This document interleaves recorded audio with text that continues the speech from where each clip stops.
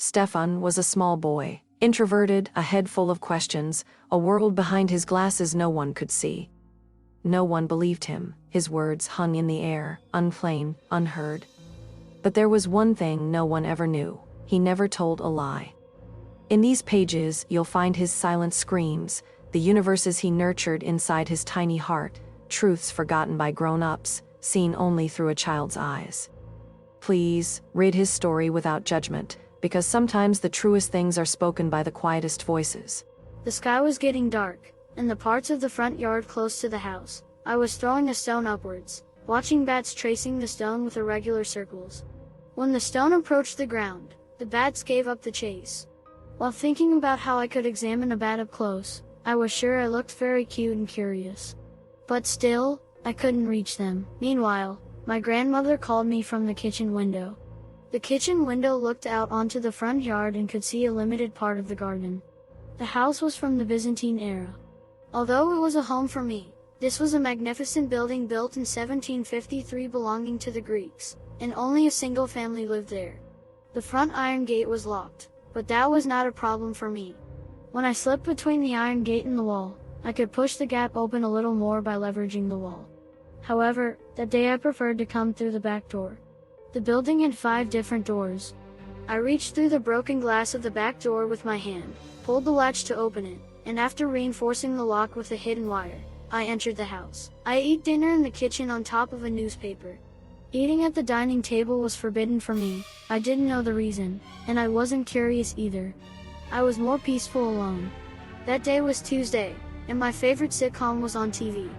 I used to laugh a lot at the nerdy and absurd jokes, but because what I laughed at wasn't liked, I had been scolded many times. The same happened again. I felt a little sad but didn't care. I was a happy child as long as it wasn't bedtime. When bedtime came, I was expected to fall asleep while the TV was on, and I was required to cover my face with the blanket. I never liked to sleep while awake. It was an even bigger problem when there were things I wanted to watch. Sometimes I would make a corridor through the blanket and watch, but mostly I would get caught.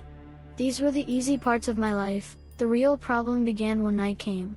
Chapter 1. Look, they are here, they are real. Our building was old, and so were the belongings. On my bed, there were only flat ants that appeared at night. These only showed up after everyone fell asleep and bit me. I prayed to be able to sleep before the flat ants started their cycles. But I had a big sleeping problem. Actually, I found a way to protect myself from them while sleeping. I placed my hand toward the corner of the bed, and the flat ants only bit my fingers. When I touched my fingertips in the morning, it hurt. Buttoning the buttons of my school uniform was very difficult, and the first class was handwriting. When I didn't sleep deeply or was afraid to put my hand down, I would wake up from my sleep. The same happened that night. As I had planned before, I immediately ran and turned on the light to show my family the insects and shouted in the middle of the room, "Come, look, run." When they came and looked at my bed, they couldn't see the bugs that quickly fled from the light. "Go to bed, sleep," they said, and they got a little angry. I had failed again. Then, as my family was about to turn off the light, I saw one ant, with great courage, shouted, "Look, it's here. I don't want to sleep here." My family saw it. I was crying like I had lost my mind because I had tried to explain many times before, but no one believed me.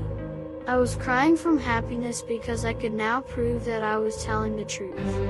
I had proven that my problem was real, and now I wanted a solution. Then I could continue my happy life. But unfortunately, it didn't happen.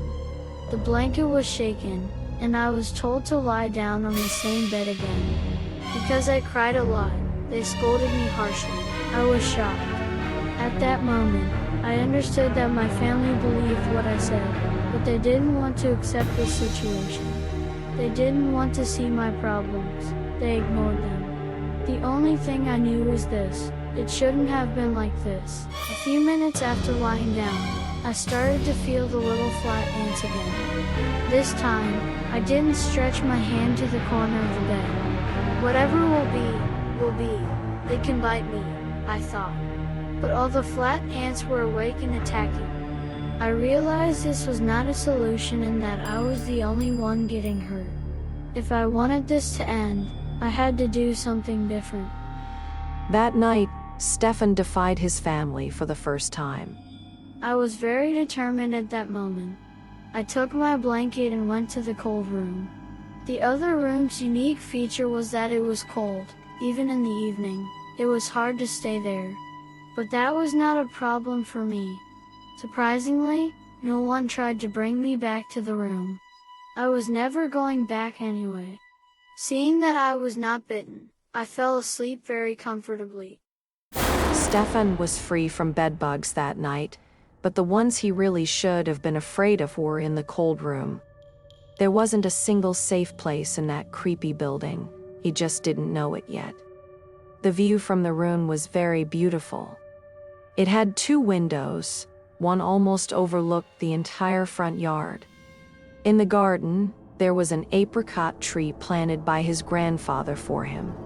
A single-story shop his grandfather had built, and directly opposite his window was an Orthodox church.